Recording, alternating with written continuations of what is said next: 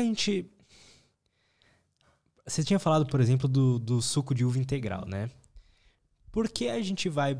Por que é interessante a gente ir para os alimentos integrais, né? Suco ou arroz, por que é melhor do que os normais? Certo, perfeito. Pensando assim, o alimento integral, ele tem mais fibra na sua composição. E essa fibra tem 2 aspectos importantes. Ela é interessante para a saúde intestinal.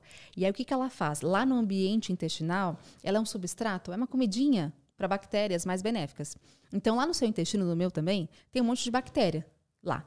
Mais boazinhas e mais não tão boazinhas assim. Elas estão vivendo em simbiose. Elas estão tentando viver em harmonia. Só que, se você come mais alimento processado, refinado, açúcar, gordura saturada, as bactérias mais ruins, elas sobrevivem mais. E, consequentemente, elas não são tão interessantes para a sua saúde. Porém, se eu como mais fibra, fruta, verdura, legume, ácido graxo insaturado, eu tenho mais sobrevivência, mais proliferação de bactérias mais boazinhas. Inclusive, algumas fibras têm uma característica de pré-biótico. O que seria um pré-biótico? É um alimento que vai ser importante para essas bactérias benéficas.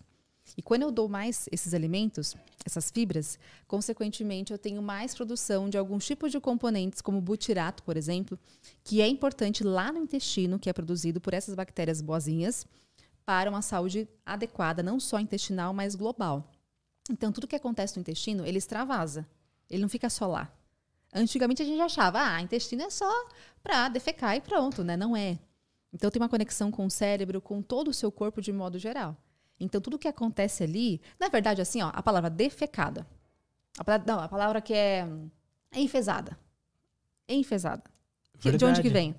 Verdade. Você pensar, né, a pessoa tá enfesada, tá com fezes. Uhum. E ela fica mais brava. E é muito verdade isso, né? O quanto que a pessoa que está mais constipada, ela fica mais, talvez, ansiosa, mais agressiva, enfim. E tem toda uma correlação que é muito, muito, muito real do intestino com o cérebro. E é por isso que é importante tratar dele. Então, a fibra pode ser importante para isso, para essa saúde intestinal e global também adequada, mas também nós temos outras fibras que fazem um aspecto importante de controle na absorção de carboidratos, por exemplo. Ou seja, se eu pegar um carboidrato, tem um carboidrato, vamos supor um pão, um pão normal, pão de padaria, pão francês. Ele não vai ter tanta fibra assim. Né? Então, é um alimento que tem um carboidrato ali que não tem tanta fibra e a absorção dele é muito rápida. Comi o pão, imediatamente ele vai ser digerido, vai ser absorvido, a sua glicemia sobe mais rápido. Não é tão interessante subir tanto a glicemia tão rápido assim. Se eu pegar esse mesmo pão e eu colocar, de repente, cenoura ali, colocar alface, colocar talvez um atum em lata, que tem mais uma gordura adequada, enfim. Fiz uma composição mais adequada, com mais fibras importantes ali, nesse alimento. E aí você pensa, mas pode ser um pão integral, Aline? Até pode, mas assim, só o pão integral não é suficiente. Tem que ter bastante fibra, tem que ter mato ali, tem que ter salada. Então, nesse caso, é importante ter lá alface, ter uma rúcula, ter uma cenoura, o que você gostar. O que você acha mais interessante. E essa fibra que está lá, ela segura um pouco mais a absorção desse carboidrato. Então, se eu comparar alguém que comeu um pão francês sozinho, mais nada, e alguém que comeu um pão francês com uma salada, com uma cenoura, etc., esse paciente que comeu com a salada, a absorção de carboidratos é mais devagarzinha. Então, a fibra segura. Sobe mais devagar, é isso? Mais devagar. Então, ela não dá aquele pico.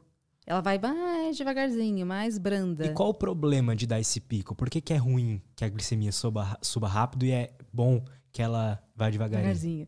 2 aspectos. Quando você sobe muito a glicemia muito rápido, consequentemente você tem um estímulo em insulina. Não estou dizendo que a insulina é ruim, porque muita gente vai falar isso. Então tem mais insulina é ruim. Não é isso. A questão é quando você tem mais insulina mais rapidamente liberada a longo prazo, várias vezes por dia, você é uma pessoa assim que come pão sozinho de manhã, pão sozinho à tarde, e tem muita gente que é assim. Pão com margarina e café e com leite, preto. né? Um café com preto. Leite. E muita gente, infelizmente, tem essa alimentação várias vezes ao longo do dia. Não pense em colocar um ovo junto com pão ou uma composição mais adequada. Pensa só no pão com margarina. Né? Nada contra porque é gostoso, né? Mas assim, em excesso não seria interessante. Então, essa liberação muito rápida de insulina, e várias vezes ao longo do dia, ela pode dar um seguinte aspecto. O que a insulina faz? Ela vai colocar mais carboidrato, mais glicose dentro das células. Se ela colocou dentro das células, na corrente sanguínea, abaixa. Glicemia abaixa um pouquinho mais. Você pode ter um segundo aspecto de mais fome, mais rápido. Se a glicemia caiu, você pode ter um pouco mais de fome mais rápido. Não só por conta disso, mas pela composição, porque eu não tive proteína na composição. Então, se fosse um pão com ovo, nem tem tanta fibra, né? É só um pão com ovo, é outra estratégia. Então, não coloquei fibra, coloquei uma proteína. Você tem mais saciedade? Então, não seria tão ruim assim. Se eu comparar um pão com ovo, melhor pão com ovo. Mas aí a glicemia do mesmo jeito vai subir rápido, né? Porque não tem a fibra. A proteína consegue segurar também. Tá. Então, também é um aspecto interessante. Não só a fibra, mas a proteína também segura essa absorção. Agora, se eu quiser algo melhor, seria o pão com ovo com, de repente, o alface. Seria mais interessante ainda.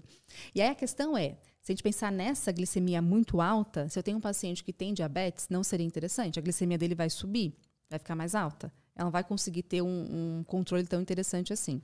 Mas lembre-se que não é só isso que importa, é a quantidade de carboidratos também. Eu posso pensar que o paciente comeu esse pão, mas foi essa vez, só no dia, foi algo esporádico. Agora, se de repente é um excesso ao longo do dia, aí é um ponto preocupante também. Então, tem que planejar a quantidade e a qualidade também.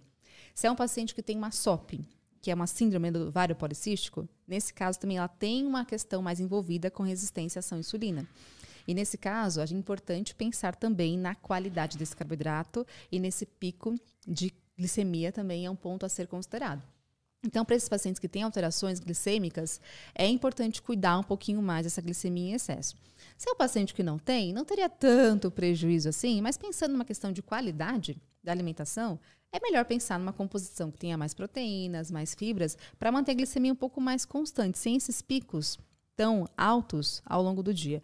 Se eu estou falando de um paciente que tem um grande consumo alimentar de carboidratos e sempre é um carboidrato assim, sozinho, que vai ser altamente absorvido, com alto índice glicêmico, a longo prazo, pensando numa questão de obesidade que ele possa desenvolver por conta de superávit calórico, isso associado com isso, com essa questão de glicemia mais alta, eu posso ter um paciente que venha a ter um diabetes. Claro que são vários fatores, né? Mas enfim, pensando num controle glicêmico, esse carboidrato mais lentinho na absorção é um pouquinho mais interessante. Mas lembrando que, independente se é um carboidrato com absorção mais rápida ou mais lenta, a quantidade é fundamental. Não adianta assim, então eu vou colocar um monte de carboidrato com um monte de fibra, com um monte de proteína e vou emagrecer. Também não é assim. Então a quantidade é obrigatória também.